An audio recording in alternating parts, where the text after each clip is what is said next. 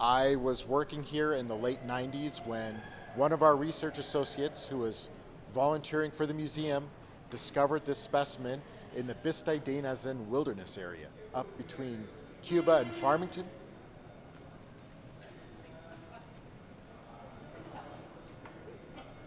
I was thinking a big announcement was going to follow. I don't know what that sound was, but so the dinosaur Bisti verser was discovered up in the Bisti wilderness area back in the late 1990s, around 1996.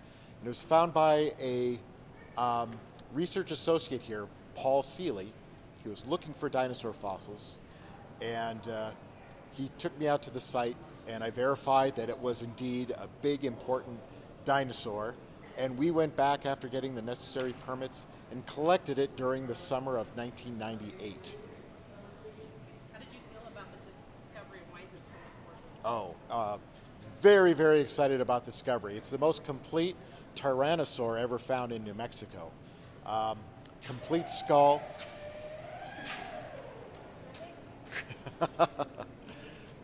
I was very excited about this discovery because it's a very complete tyrannosaur.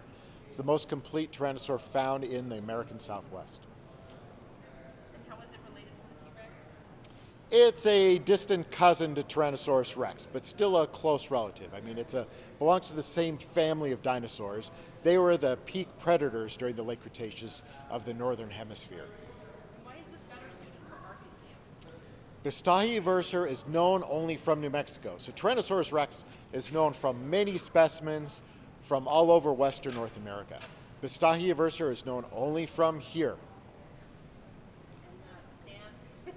Yeah, Stan is a Tyrannosaurus rex. That's based on a specimen. It's a cast. It was collected from South Dakota.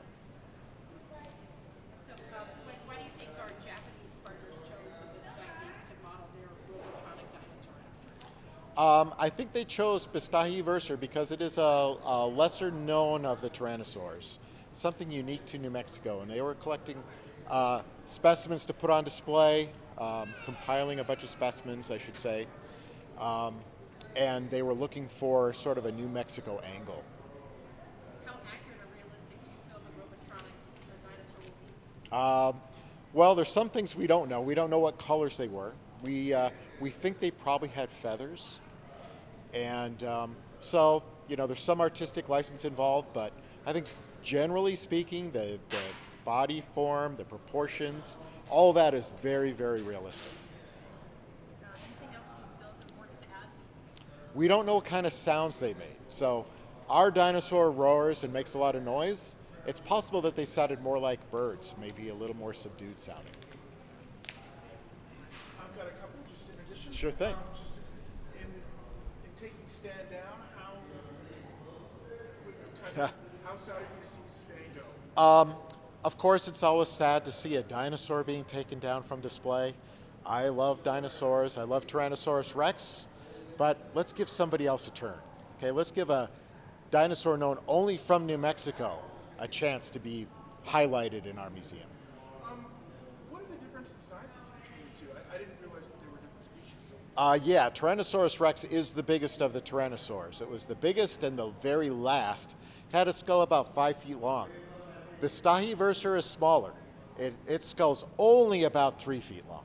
So, How are you choosing to display the new dinosaur? This was sort of a little bit of an imposing pose. the new dinosaur is going to be displayed in sort of a backdrop of what the natural landscape would have looked like during the late Cretaceous. So it's going to have some rockwork, some plants, and sort of a forest backdrop. And just what's it like to physically dismantle this dinosaur? Is it a tough process, a fast process? This dinosaur came down pretty quick and easy. So it's actually made to take apart and put back together. So it happened very quickly. I think anything else on the transition that you want to talk about? Can't think of anything else. It'll be exciting to see. So one thing I should add about the robot dinosaur, I mean, it's supposed to move and sound like a real animal, and you kind of forget that you're looking at a robot. I mean, it's like you're looking at the real animal.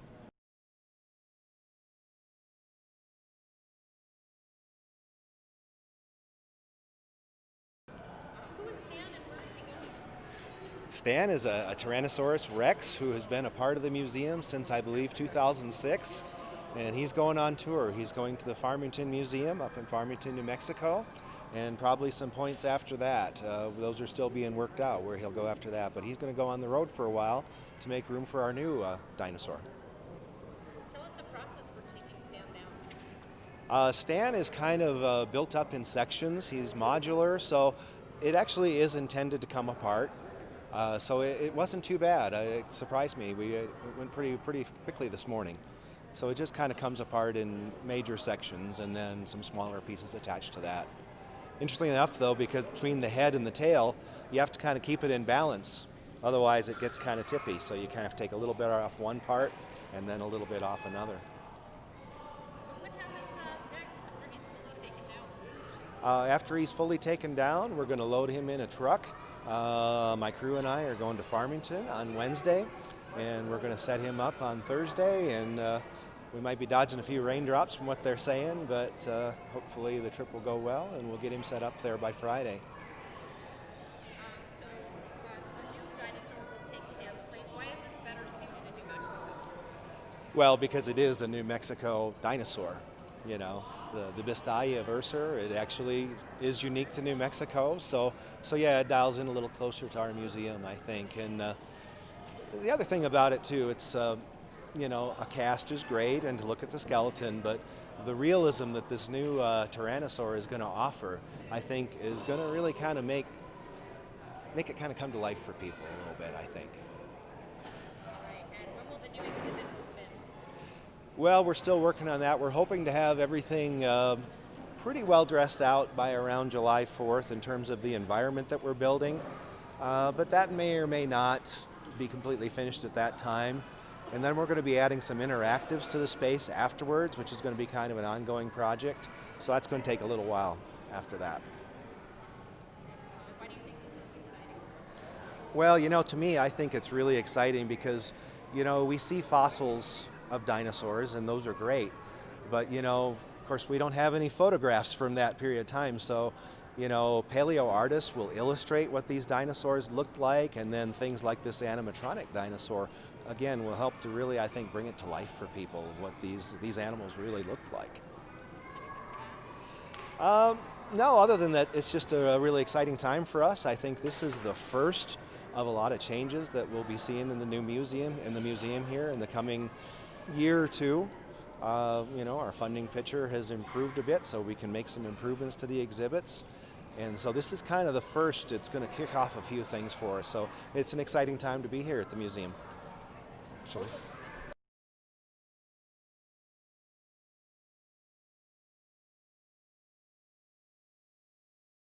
Stan is the iconic dinosaur, the T.rex, that's been in our lobby for quite some time. And people fall in love with it. It is extremely educational. And but it is not a dinosaur that was discovered in New Mexico. So we had the opportunity to purchase a dinosaur robot from Japan. And that robot is a New Mexico dinosaur. It was actually created after one of the museum's discoveries. So because of that, and because there's no other place in the museum where the robotic dinosaur will fit, we've decided to send Stan on tour of New Mexico. New Mexico Museum of Natural History and Science is a statewide organization.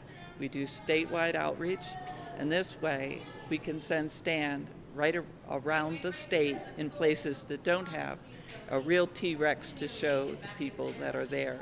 So it'll go to Farmington first, the Farmington Museum. It's going to stay there till May 31st of next year. And after that, we'll be sending it to libraries and other museums for at least the next 2 years. So it will remain a very educational and wonderful skeleton that'll be serving the entire state of New Mexico. You traveled to Japan, and what made you decide to bring the robotronic dinosaur to our museum? Well, when I first came to the museum, I have to say, three and a half years ago, the last thing I thought I'd be doing is going to Japan. But the Japanese were very excited about getting some of our collections. New Mexico is internationally known for its collections. Even so, I wasn't too excited about sending some to Japan, but I was persuaded because all the Japanese people who were doing a traveling exhibit in Japan came to New Mexico and talked me into it because it was something that they really wanted to have. So it was only New Mexico, China, and Japan who were involved in this traveling exhibition. And that's something people should be really proud of. But we were shocked when we got to Japan and saw this beautiful robotic dinosaur that was based on our discovery. We couldn't believe they had gone to the trouble of making something based on the publications of the Bisti. So when we saw it and we thought how high quality it was, very smooth movement, very realistic, I asked them, could we possibly purchase this? And they said, no, you don't have enough money for this. And so I kind of put it out of my mind. And then at the end of the tour, we asked them if we could buy it used, and we got it to a price that we could afford, and one that was, we could make sure we could cover because we were able to make the money from the Da Vinci exhibition. So none of the funds for the Bisti came out of capital funds. They came out of money that was earned by the museum during the Da Vinci exhibit. So we're very excited to bring this. We know that the kids will love it, and it'll be a great, they can own it because it's their own New Mexico dinosaur. A little smaller than T-Rex by about 25%, but that's because the Bisti was an early T-Rex and existed during an earlier time period. So we'll be able to talk about it, and everything around it we'll talk about the Bisti. So we'll focus the atrium design on New Mexico discoveries. And when will the new dinosaur exhibit open?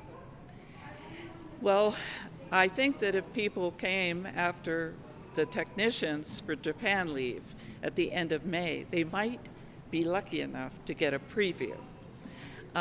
But the surrounding staging of the dinosaur, which is going to happen in front of the public eyes, and the interpretation and the design will take probably at least a couple more months. So I would say if you want to get a sneak peek, you could get it as early as June. If you want to see the whole exhibit intact, you probably have to wait a couple more months after that. If you want to see it in progress, feel free to visit anytime, June, July.